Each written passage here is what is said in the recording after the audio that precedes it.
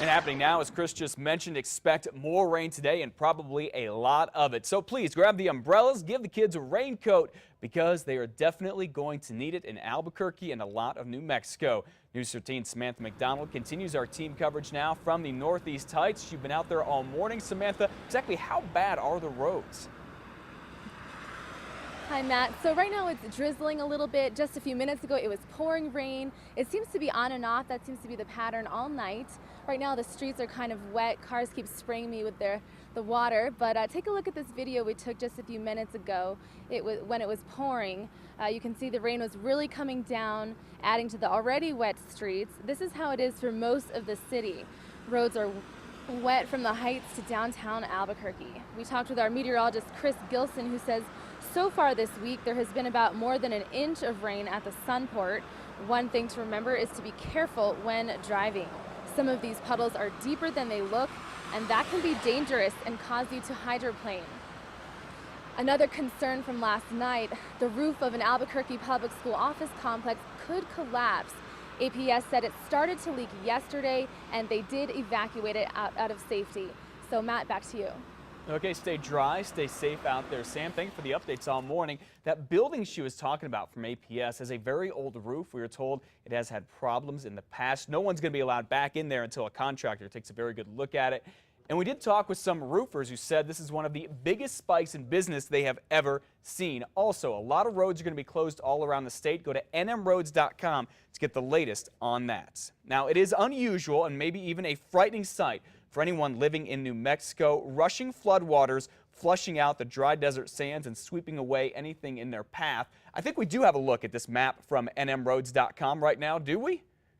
Do we? There we go. Okay, a lot of these areas are closed. Roads are washed out. We have debris, standing water. I'm going to go through these pretty quickly. Again, you go to NM Roads to get the latest, but 25 miles west of Las Vegas, parts of New Mexico 65 and 283 are closed. East of Las Vegas, New Mexico 419 is closed. Parts of New Mexico 252 and 294 are closed in the eastern part of the state. This is west of Clovis and Portales. There are closures in Carlsbad and Artesia. Those are two of the hardest hit areas. Again, check nmroads.com before you head out for the very latest.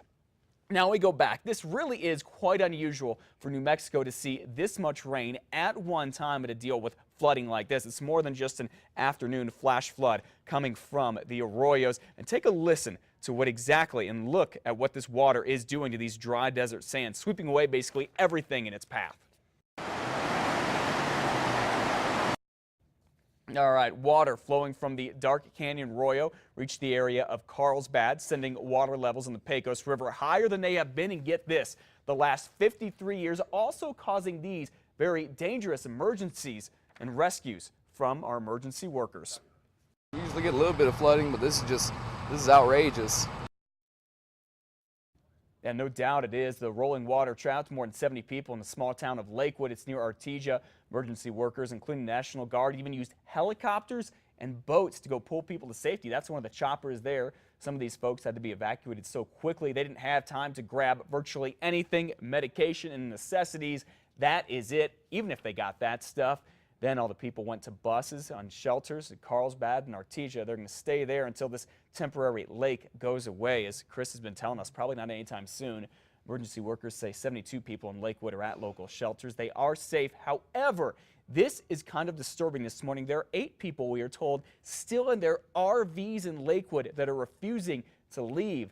That could get extremely dangerous if emergency workers have to go in there and risk their lives to save them. And to take a look at this, a washed out road near Elephant Butte. Rushing waters took out guardrails, turned asphalt into rubber on Highway 51. This is the area that leads to the spaceport. Again, this area is going to be closed for quite some time. On the flip side of all of this, though, the rain is definitely helping New Mexico and our dire drought situation. Take a look. We have a drought map here. This is from late July. The maroon areas showing most of the state in what is called an exceptional drought. Then in August, the maroon area shrank a little bit, putting a lot of New Mexico in severe or extreme drought conditions. And take a look at the map now. The monsoons reducing the drought even further to just a moderate rating for a lot of the state. That's the beige area that you see there. We certainly don't like the flooding, but we like the easing up of this drought, the worst in basically a century here in New Mexico. And as long as the rains and the flooding remain a big threat, We here at News 13 and KRQE.com will keep you updated with the latest of what you need to know. Our full weather forecast with meteorologist Chris Gilson is coming up in just a few minutes. 6:36 now. If you're in the market for a job, listen to this.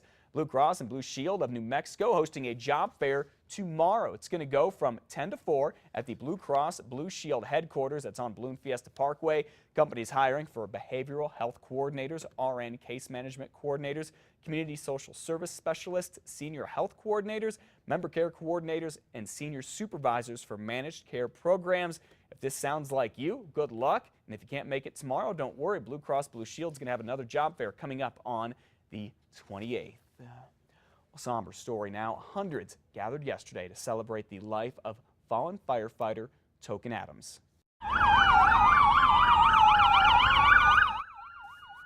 This long line of police officers and firefighters led Token Adams' family from a church in Rio Rancho to Calvary Church in Albuquerque, where a very touching memorial was held.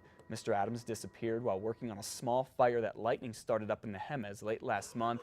He was found dead a week later after crashing his ATV. Investigators think he was riding up a steep hill when it fell back on him. Mr. Adams was remembered as a loving husband, a father, and a hard worker who loved to laugh and loved his little boy there. Nobody would really laugh at his joke. And they would only laugh because he was laughing so hard that they started laughing along with him. Seems like a great guy. Token Adams was later buried during a private service in Rio Rancho. His wife, Heidi, who is pregnant, has scheduled a C-section next week on the 19th. It would have been Token Adams' 42nd birthday.